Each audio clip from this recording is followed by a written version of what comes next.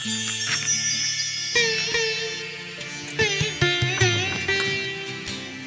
গো শুনছো?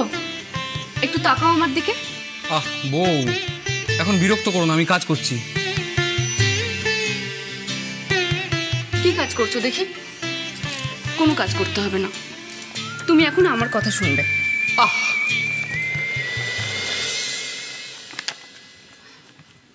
তোমার কি আমার সঙ্গে কোনো কথাই বলতে ইচ্ছে করে না? কি হয়েছে কি? সারাদিন বাড়িতে থাকো না, শুধু কাজ কাজ আর কাজ। এত ব্যস্ত তুমি, কোথায় ফিরে এসে একটু সুখ দুঃখের কথা বলবে, আমি কেমন আছি, সারাদিন কি করেছি তার খোঁজ নেবে, তা নয়। বউ, এখন কি এসব নিয়ে মান অভিমান করার সময় বলো তো?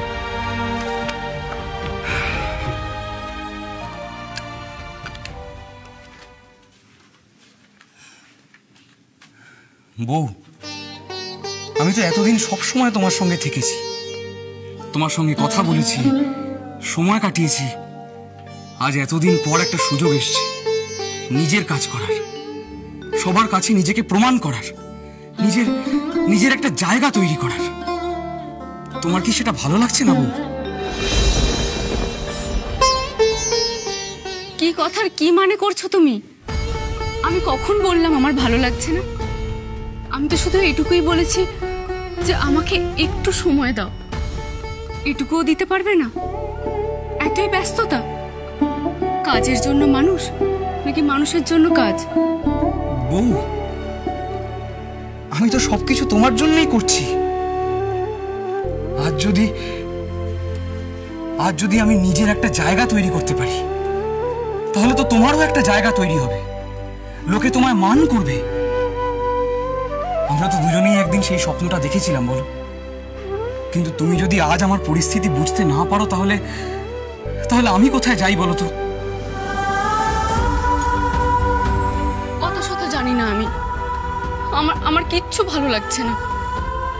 আমি শুধু চাই তুমি যেমন কাজকে গুরুত্ব দাও, তেমন তুমি আমাকেও দেবে, ঠিক আগের মতো। বেশ, আমি এখন একটু কাজটা করে নি, তারপর তোমার সব কথা শুনছি, কেমন? ছোট কর্তা, দাঁড়াও, কি হয়েছে? কর্তা মশাই আপনারা ডাকছেন, জরুরি তলব দেন। আচ্ছা তুমি যাও, আমি আসছি। বাবা হঠাৎ এত রাতে আমায় ডেকে পাঠালেন, ব্যাপারটা কি?